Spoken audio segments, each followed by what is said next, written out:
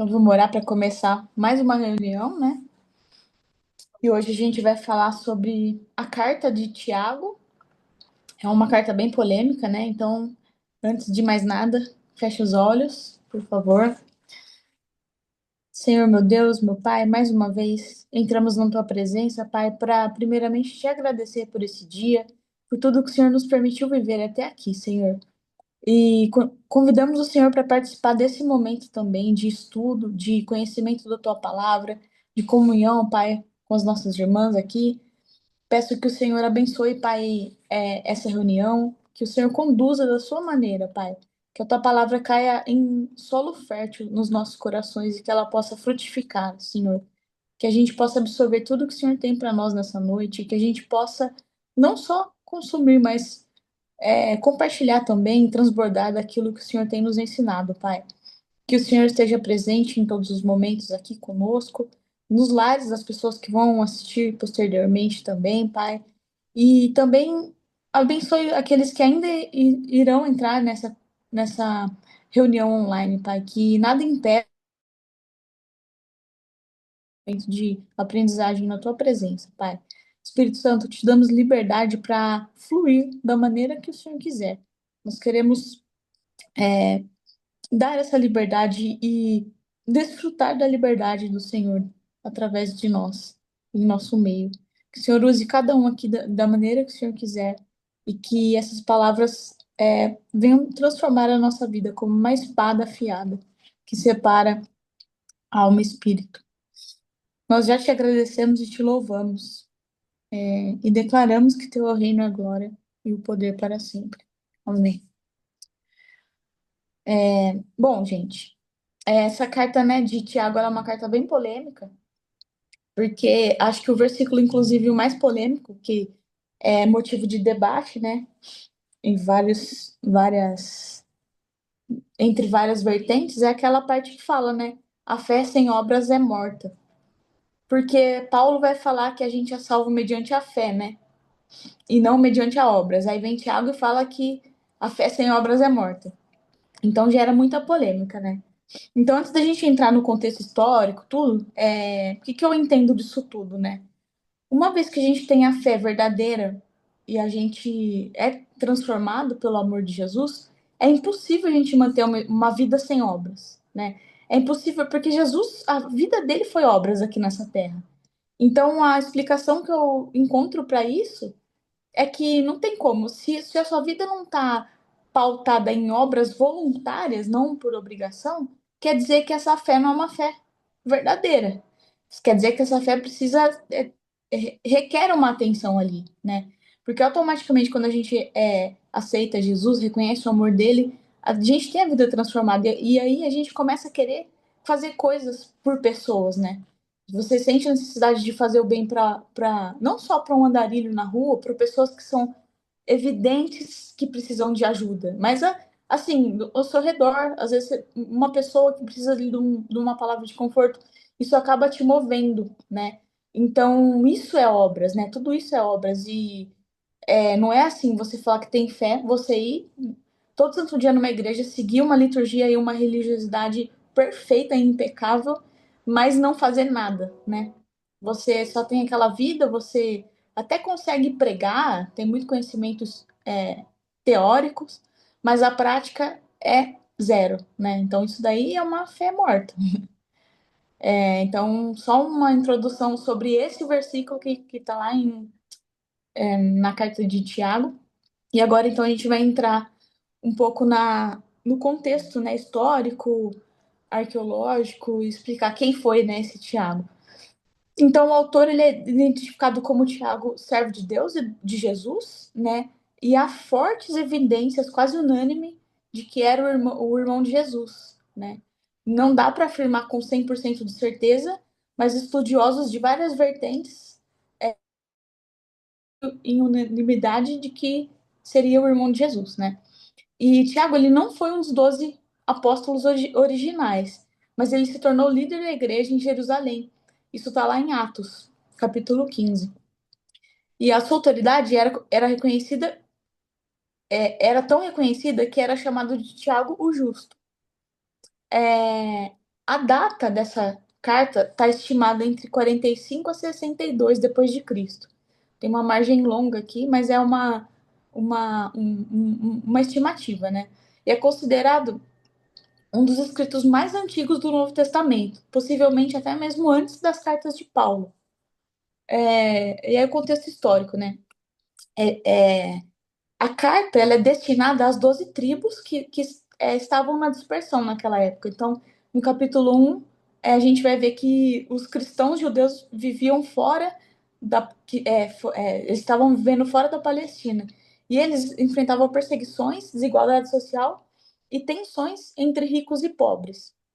O Império Romano estava em expansão e a igreja vivia os primeiros conflitos de fé e prática. E aí, algumas evidências históricas e arqueológicas a respeito da carta de Tiago, né? Então, Flávio Josefo, a gente já citou ele algumas vezes aqui, que era um historiador judeu, não era cristão, mas ele é a gente, né? Os cristãos usam muito ele para evidenciar algumas coisas históricas da época, né? Então, ele confirma a morte de Tiago, irmão de Jesus, apedrejado em Jerusalém, é assim que ele cita, né? E Eusébio de Cesareia também era historiador, do século IV. Ele preserva as tradições da liderança de Jerusalém. Então, aqui ele cita isso, né? A liderança de Jerusalém.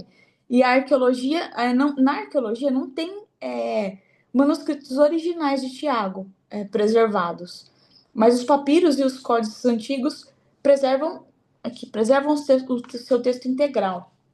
E aí tem um ossuário de Tiago que foi descoberto em 2002 com uma inscrição em aramaico, né? Tiago, filho de José, irmão de Jesus.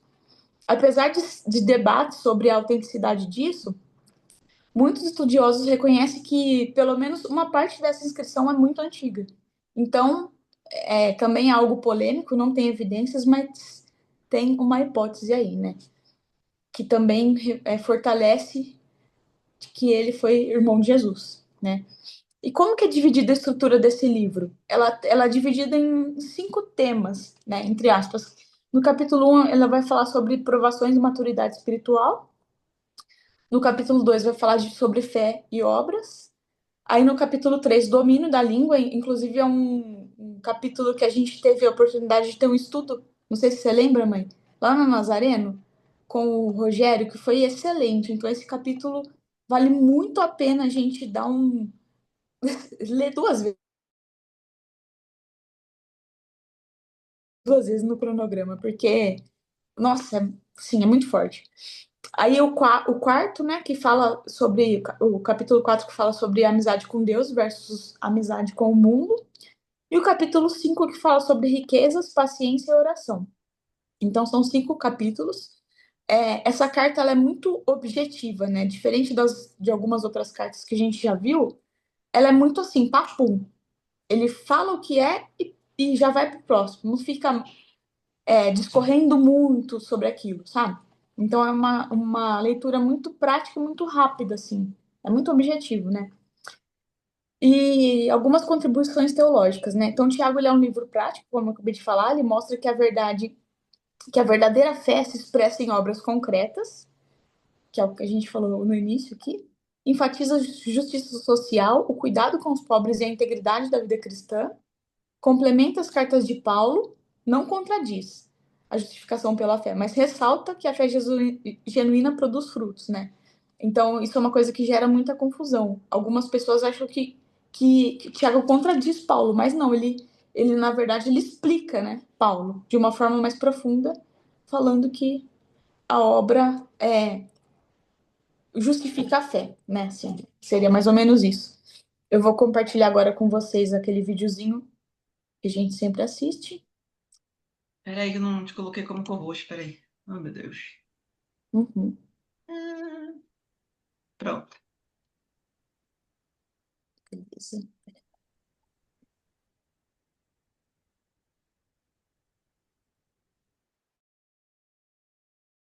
Pegando.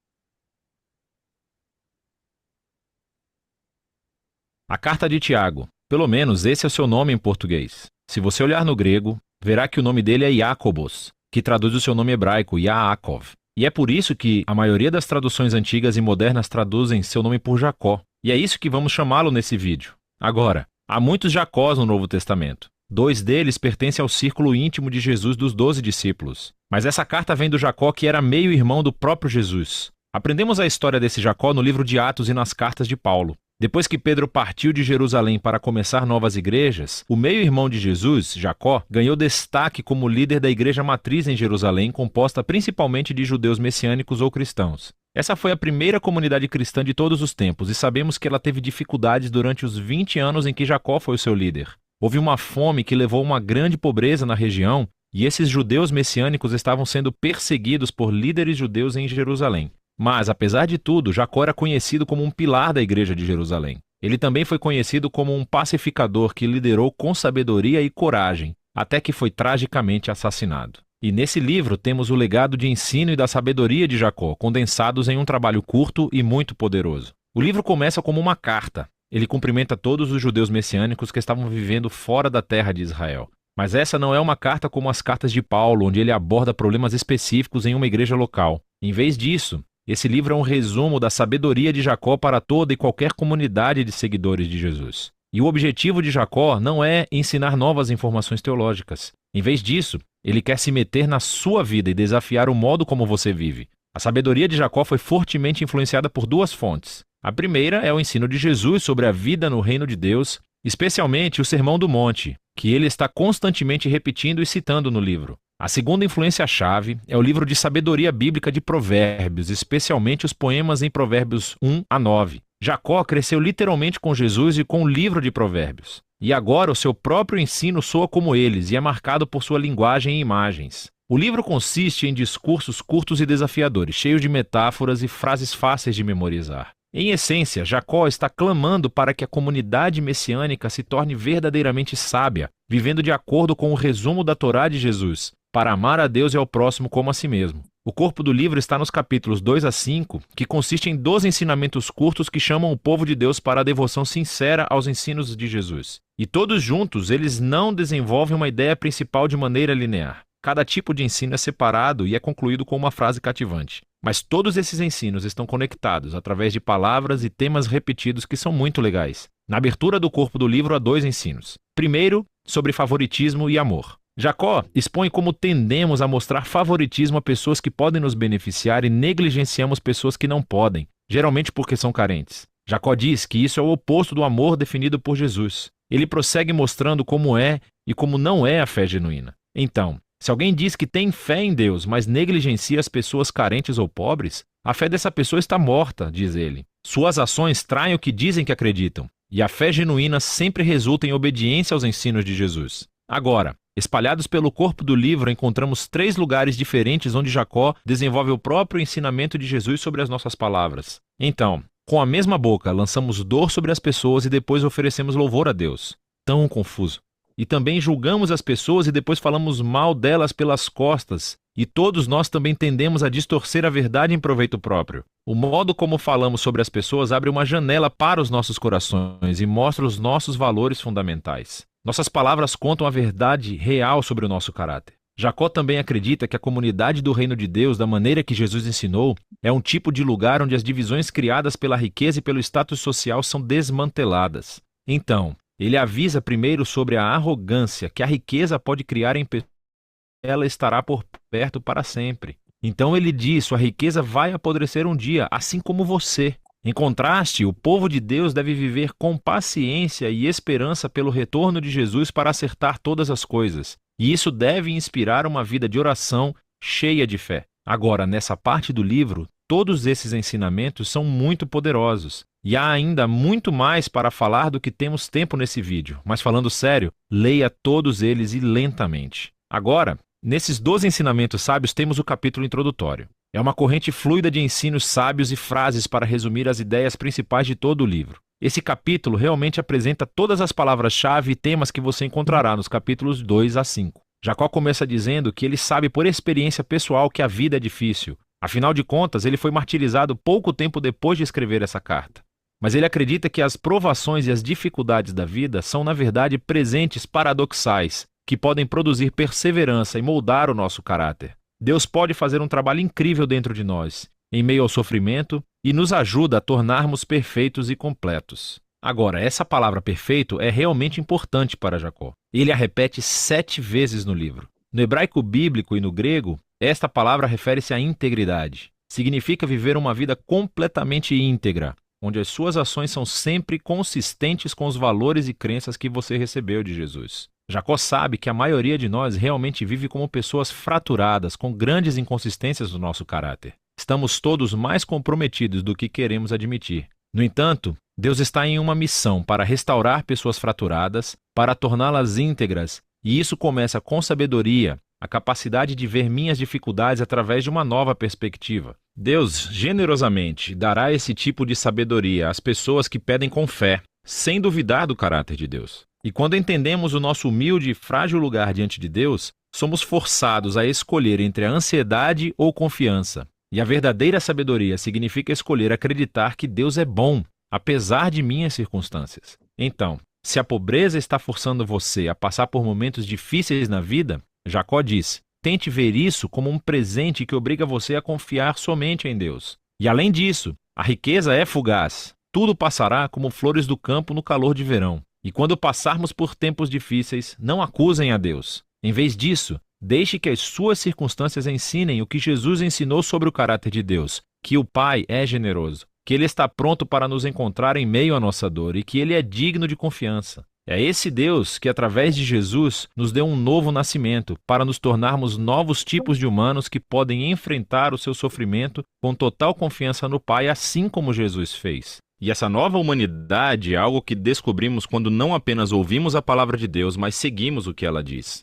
Jacó chama a palavra de Deus aqui de a perfeita Torá da liberdade. Ele está se referindo ao maior mandamento da Torá que nos foi transmitido através de Jesus, que ele nos libertou para amar a Deus e amar o próximo. E Jacó mostra praticamente como é esse tipo de amor. Significa falar com os outros de uma maneira gentil e amorosa. Significa servir os pobres e viver com devoção sincera somente a Deus. Agora, você pode ver como esse capítulo de abertura contém todas as palavras-chave e ideias exploradas mais profundamente nos 12 ensinos dos capítulos de 2 a 5. Jacó se aprofundou na sabedoria de Jesus e dos provérbios, e ele nos deu um grande presente nesse livro da sua própria sabedoria. Esse livro é como um soco na barriga bem trabalhado para aqueles que querem seguir a Jesus. E é disso que se trata o livro de Tiago, ou Jacó.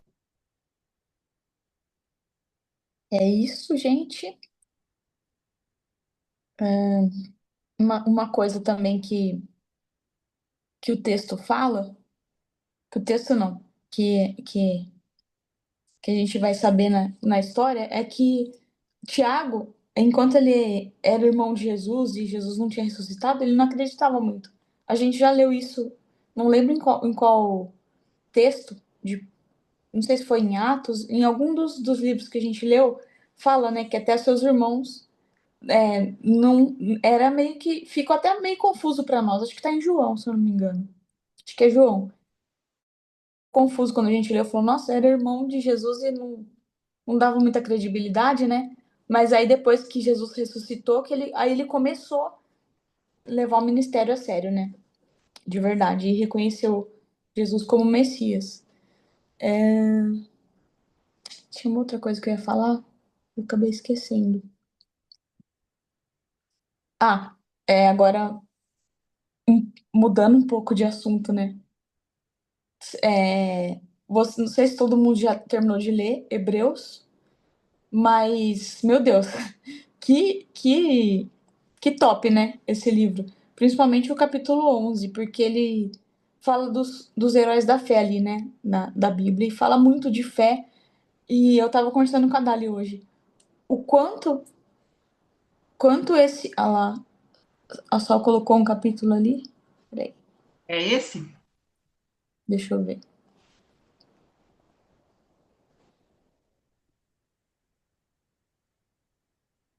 Em nome do meu pai. E vocês não me aceitaram. Não, é um que fala mesmo do próprio Tem esse Tiago. aqui, ó. Ah, é? Fala assim, era irmão. Eu não lembro. Se eu achar, depois eu compartilho lá no grupo. mas falando que seus irmãos não, tipo, não davam muita credibilidade.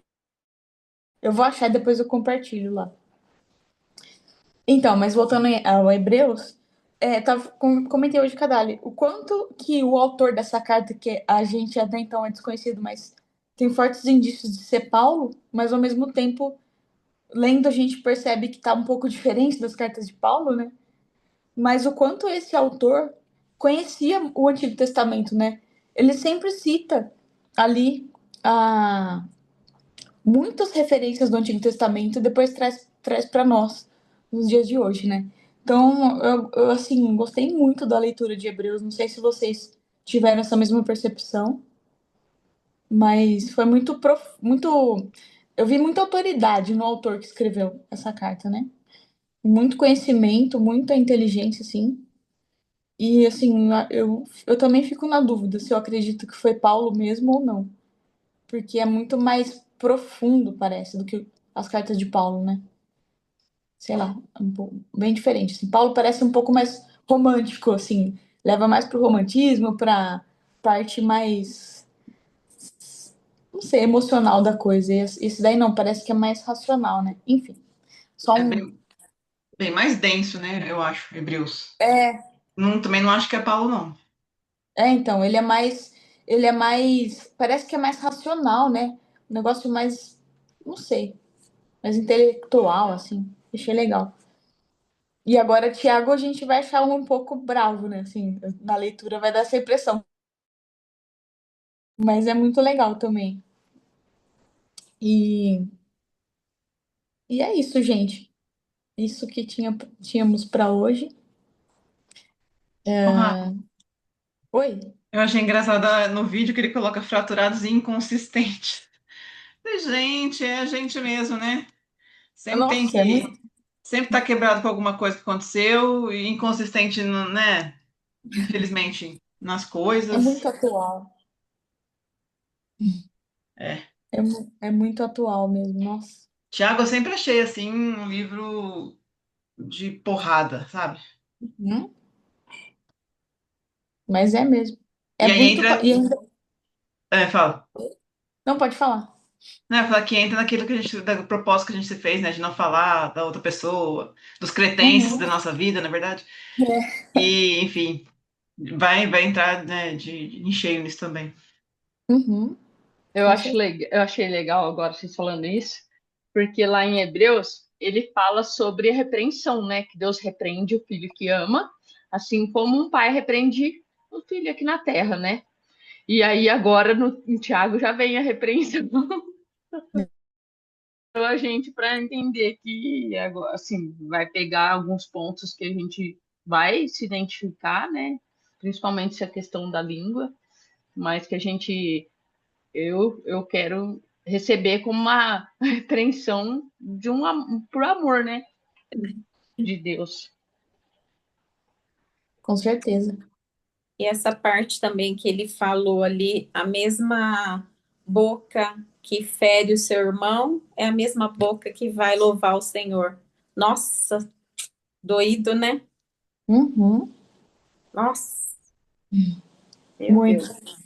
É como o próprio videozinho falou, né? Um soco na boca do estômago, né? Pra nós. Gente, eu queria É, tanto falar menos, sabe eu assim? também. Nossa, e aí, assim, na verdade, eu tenho me irritado com pessoas que falam muito. Eu também. Nossa, E aí, eu tô com aquela frase na minha mente todos os dias. Falar é prata e calar é ouro. Nossa, me vem assim, ó, todo dia. Dá vontade de falar, aí eu falo assim, falar é prata, mas calar é ouro, então fica calado. tipo isso. É. E ainda fazendo um link com o que a Dali falou, em próprio Tiago a gente vai ver um versículo que fala assim, né? Considerem motivo de alegria passares por provações, né? E aí ele explica, né? Que ele vai fazer a explicação lá, sem, eu sei que todo mundo já conhece, mas eu Sei que a leitura também vai ser nova para nós, porque a palavra sempre se renova. Então não vou dar spoiler, mas o que a gente pode usar como referência é a atividade física, né? Porque a gente, assim, ó, passar por provação. Normalmente, a atividade física não é um momento de lazer e prazer, gente. Vamos ser bem sinceros. Por Chama mais os, que a gente, chama o por Celso pra mais que a ouvir. gente, É, por mais que a gente, no fundo, acaba criando um hábito e gostando da sensação pós-treino, de superação, mas a dor ali do exercício, você tá cansado ali, é uma dor, na verdade. Você chega numa exaustão ali, então isso é uma provação, entre aspas, né? Mas aí, fazendo um link com isso que o Thiago fala, porque a provação produz em nós perseverança. Então, ela traz para nós ganhos, né? A mesma coisa de treino. Você treina, você passa por uma dificuldade que depois vai te trazer um ganho. Então, é uma mente muito evoluída, né? Você conseguir olhar para a provação que você está passando hoje como um motivo de ganho lá na frente, né? É um treino. A gente está treinando musculatura espiritual. As provações são basicamente isso, né? Mas nossa, minha musculatura deve estar forte. já virou RX espiritual, né, mãe? Virou uma riqueza espiritual. Já bateu o PR espiritual. Já bati o PR já. Mas é isso aí, a gente precisa aprender a olhar por essa perspectiva, né? Porque a nossa É, tendência é o quê? Reclamar. é Tá verdade. passando por provação, a gente nunca olha pela perspectiva do ganho, né? Sempre do perrengue, né? Por isso que a gente tem que controlar a mente, porque é a mente que vai fazer a gente desviar, não ser Uhum, constante. Ah, não, tá doendo. Ah, hoje eu não vou. Ah, tá chovendo, sei lá o quê. uhum. Nossa, é terrível. E, e vem muito também, a parte do controle da mente, vem muito da nossa comunicação interna, né? Como a gente se comunica com a gente mesmo, né? Então a gente tende a reclamar, tende a olhar pela parte negativa. O que você está comunicando? Enxergar a negatividade em tudo, né?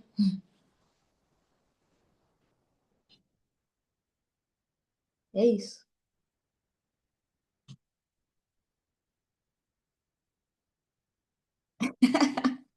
Um momento de silêncio. Não, eu tô lembrando que às vezes a gente se deixa levar pelo que as pessoas nos falam, né? Não vai não. Que nem a gente chegou sábado na corrida, o cara, ao invés de me responder o bom dia, ele falou assim: vocês são tudo doido. Eu falei, gente, é motivo de eu ir embora, né? Claro que né, um exemplo tosco, mas enfim, é o que acontece. Às vezes você não vai, não faz o que você tem que fazer porque o outro te puxa para trás, te fala as coisas, você vai levando isso em consideração, né? Uhum, E vai muito disso, mas não, será que é isso mesmo? E aí é isso que você está falando, né, Raia? Dessa comunicação interna. Como é que eu também recebo? Quando a pessoa uhum, fala, é só a opinião dela? Não, realmente, será que é isso mesmo? Será que eu tenho que fazer? uhum. Por um minuto nós pensamos, nossa, será que a gente é doido mesmo? Isso aqui é só. Depois tiveram certeza, falou, vamos embora. Todo mundo doido junto no mesmo lugar. Eu só passei porque eu sou doida mesmo naquele portal, porque senão, gente, tinha passado. Ai, Deus ai. usa as coisas loucas para confundir as sábias, então é isso. É isso. É sobre isso. É isso, gente. Bom, acho que era isso a parte do nosso estudo. Acho que dá pra gente encerrar, né? Fazer a oração final. Alguém tem algum testemunho para contar? Ou um pedido para fazer? Ah, eu tenho agradecimento. A, a terapeuta, e agora, ocupacional? A terapeuta do João Pedro, que está acompanhando ele, meu sobrinho, né, que foi diagnosticado com TA e tal, falou que ele não tem, gente. Que Bom. bom. Que assim, né, um mês pra cá, ele é outra criança, que tá Uhum, super diferente, né? Então, assim, eu creio no poder da oração, creio que Deus uhum, ouviu nossas orações, né? Enfim. E ele uhum, vai ter uma consulta na sexta-feira com, acho que é o neuro, e eu vou junto. E aí, pra ele aí sim, né? Escrever, de falar, enfim. Mas é todo um conjunto, então é a terapeuta, né? É o neuro e ele também depois vai passar no oftalmo, por conta da questão da, né, da fala e tudo mais, do ossinho do ouvido que não se formou, enfim. Mas Deus é bom o tempo todo. Então, assim, trouxe um refrigério, sabe? Uhum. Mas também peço pra vocês continuarem orando pra minha sogra. Tá, agora tá muito baixa a pressão. Mas ela também tá tomando, né, 2 vezes ao dia, então em breve ela vai ter retorno. Acho que acredito que, né, acho que vai talvez tire aí, né, uma vez que ela toma. Uhum. E continuar orando pela empresa também. Uhum. Acho que é isso. Quero pedir oração pela Yasmin, minha netinha, né? Porque ela tá sempre com alguma coisa. Agora tá com otite, tomando antibiótico, toda vez tomando antibiótico. Ela, né? Para Deus restaurar a saúde dela. Uhum. Eu pedi para vocês orarem para minha avó, então tem um testemunho muito bom. Acho que eu contei para vocês que ela estava sem tratamento, né? Há alguns meses, por conta daquela espera, né? Que a gente estava esperando aquele estudo clínico, né?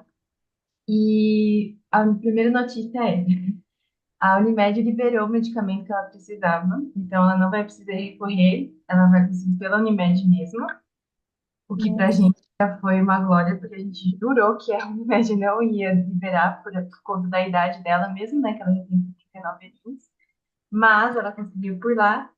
E a notícia, que é o testemunho maior, assim, é que, mesmo todos esses meses sem tratamento, os tumores estavam paradinhos, eles não cresceram, então.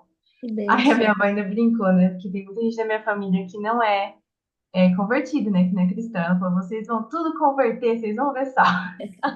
Porque Amém. tudo que ela pediu para Deus, né, para ficar saudável, e realmente, assim, a gente estava com muito medo, né, do resultado do último exame, porque foram meses sem tratamento. E ficou paradinho lá, do jeito que estava, ficou. Então, Que tá bênção. tudo bem, graças a Deus. Glória a Deus. Nossa, muito bom. Glória a Deus mesmo. Eu vou pedir oração também por mim. Tô com anemia leve, mas tô. Antes era só a ferritina que era baixa, mas meu ferro era normal. A parte dos glóbulos vermelhos também eram normais, mas agora deu uma anemia leve. E ferro e ferritina nem se fala, tá lá no chão. Ferritina 4, ferro 40. Mas vamos na fé. Deus é poderoso. Amém.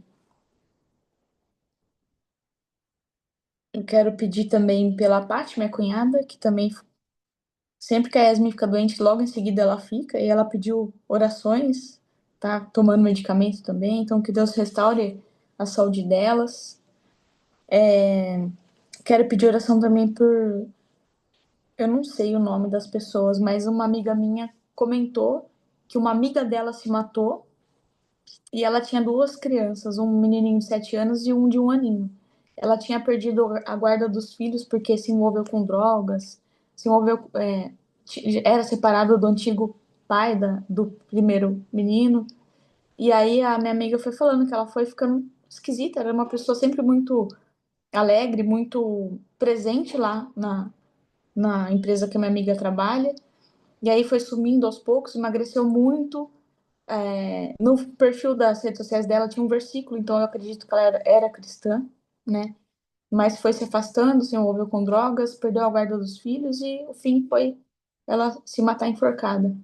Então, orar para que Deus cuide dessas crianças, né? Porque o pai do mais velho é um pai muito, muito presente, muito cuidadoso, mas o pai do mais novo eu não sei, mas eu acho que era o.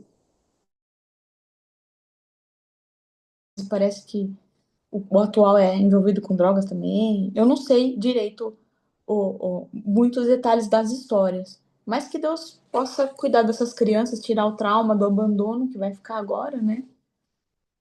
Confortar a família e as pessoas que foram afetadas com isso, né? Também continuar orando pela venda da cafeteria, tem uma nova pessoa interessada e que seja tudo conforme os planos de Deus, né? Se tiver algum impedimento que não seja de Deus, que seja repreendido em nome de Jesus. Mas se não der certo, que seja pela vontade de Deus, né? Também orar pelo meu pai, que tá com a saúde toda lascada. Tá com muitos problemas, muitos ele não fala, mas muito ele fala porque não tem como esconder. Então, que Deus entre com providência, se for trabalhar dele para alguma conversão, que meu pai entenda e se renda novamente, mas que nenhum mal prevaleça também. Ali, que seja a mão de Deus em tudo ali. É isso? Mais alguém?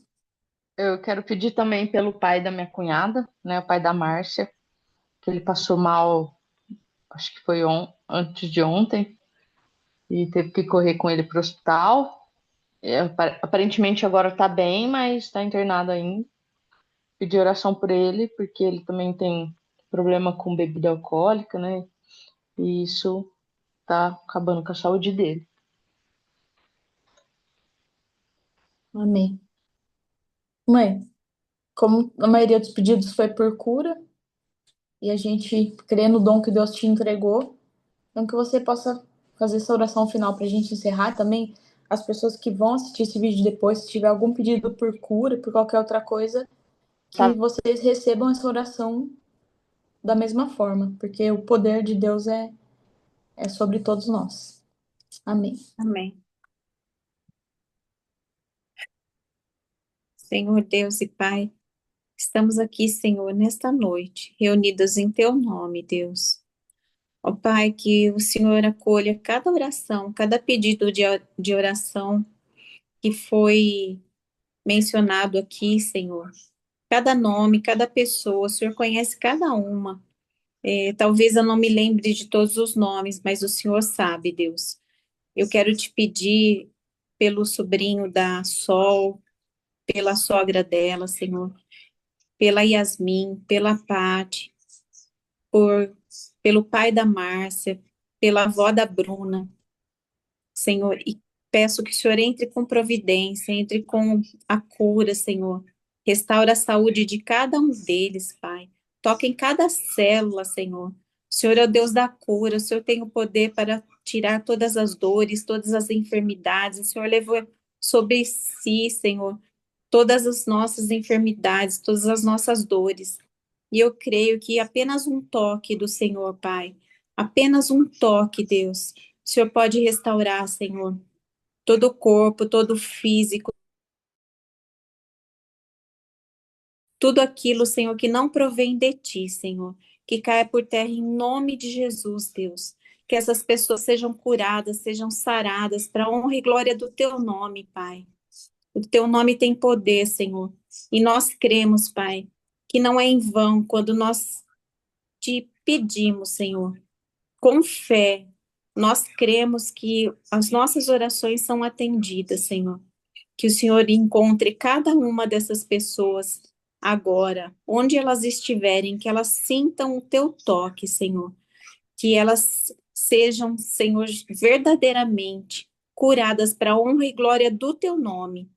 Ó Deus, e eu te peço também por essa família, essas crianças, Pai, que perdeu a sua mãe, que elas sejam confortadas, que elas sejam consoladas pelo Senhor, Deus. Que o Senhor use pessoas para tocar na alma, Senhor, no coraçãozinho dessas crianças.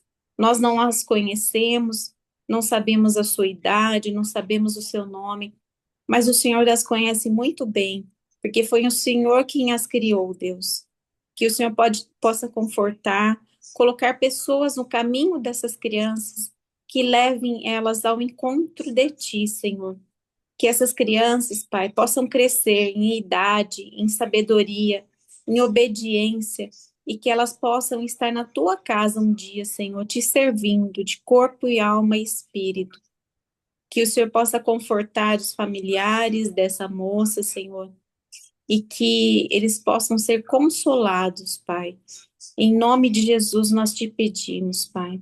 Muito obrigada, Senhor, por esta noite. Muito obrigada por este momento, Senhor. E que possamos todos os dias ser obedientes a Ti. E que possamos ser transformados todos os dias. E que cada vez mais possamos nos parecer contigo, Deus. Nos transforme, Senhor, conforme a Tua vontade, Pai. Muito obrigada, Deus, por mais essa noite. Em nome de Jesus, amém. Amém. Potinho? Pode parar a gravação, Sol, por favor? Sim.